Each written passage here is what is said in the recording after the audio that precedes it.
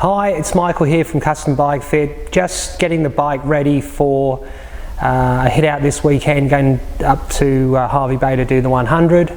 Very similar in distance to a 70.3. So what I thought I'd do is just share with you my top 3 tips to maximise your speed on the bike when you're doing a triathlon. I'm going to talk specifically about 70.3 because that's the sort of distance that I'm doing this weekend, and they seem to be the most popular races at the moment, but you can easily apply this across an Ironman or an Olympic distance event as well. So my first tip is around carrying your nutrition and where to carry your water bottles. So the first place you should always carry a bottle is here, a horizontal bottle between your arm pads, so between the aero bars. This is the fastest place to carry a bottle. It's the first place you should put your bottle on the bike. It actually saves you about 4.5 watts. And over the course of a half Ironman, for most of us, it's around a minute and a half. So this for me, is a no-brainer. It's not a matter of why would I carry a bottle here, it's why wouldn't you? And what I typically do is I drink from this bottle first, and then when that's emptied, I go to my second bottle, which sits behind the saddle.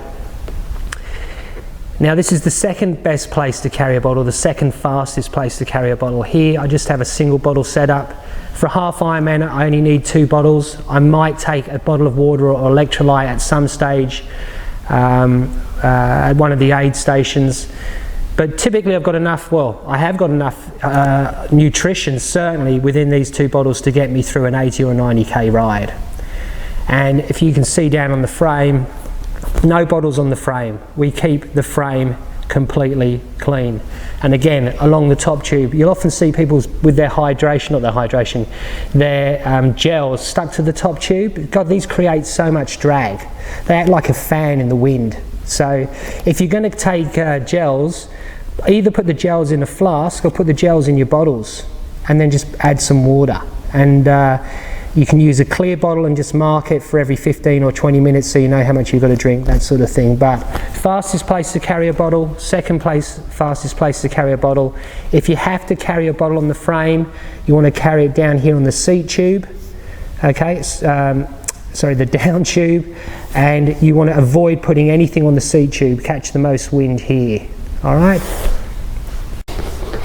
Okay, tip number 2 is really as much about advice as it is a tip. So, and it's around race gear.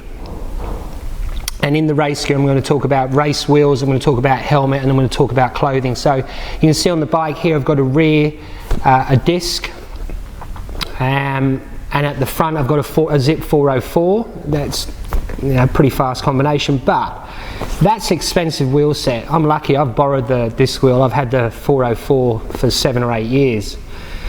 But race wheels as a general rule of thumb will save you about a minute per hour. So a minute for every hour that you're out on the course. And a combination like this is going to cost you over $3,000. It's quite a lot of money.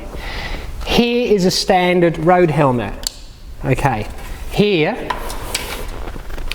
is my aero helmet, and I've tried a lot over the time. I use now the Casque Bambino.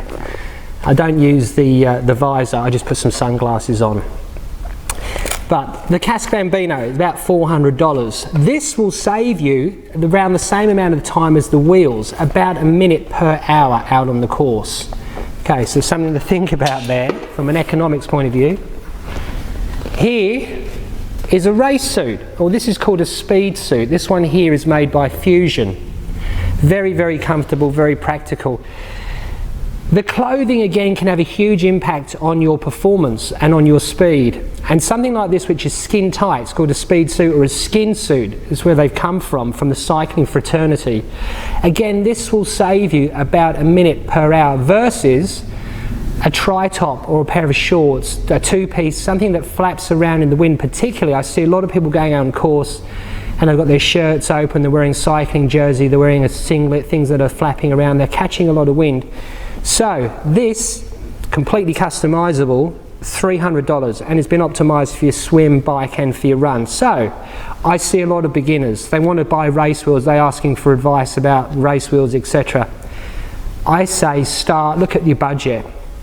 you've got to wear something. So start with a speed suit. Once you've got your speed suit and you're a bit more into the sport, get yourself the helmet, and then from there you can buy yourself some wheels if you want to go on with the sport. So that's my second tip, is go with a speed suit. Okay, my third tip is around pacing on the bike. So, and this is just my opinion, and it's what's worked best for me, and it's taken me a long time to work this out, believe me. You've got to race the way that you train, and I would suggest that 99% of people warm up before they start pushing hard. So ride with the handbrake on for the first 20 to 25 kilometres. Now that doesn't mean you sit there and navel gaze, but what it means is that you hold back, you reserve something, all right? And then at the 20-25k mark, it might even be later, you just let go of the handbrake. And the difference is very small. It might be 1 kilometre or 2 kilometres an hour. It might be an additional few watts if you're using a power meter and you're looking at power, that sort of thing. Personally, I don't use any technology on the bike. I rely upon it when I'm training in my studio. I'm always looking at power. But on race day, I rely on what's going on in here. So I ask myself, is this realistic? Is this pace realistic? And then I'm going to cut it back a bit to start off with, because I want to warm into the effort. And I'd like to have something left for the last 20 kilometres of the run. So, my third tip, and it'd be interesting to see how many people take this on board, ride with the handbrake on for the first 20 to 25 kilometres of the event. It's a long way. 90k is a decent ride. 180k is an awful long way. So be conservative when you start, and you'll feel a lot better. You'll be passing a lot of people at the back end of the race, and you'll get off the bike in a better position to run. Thank you.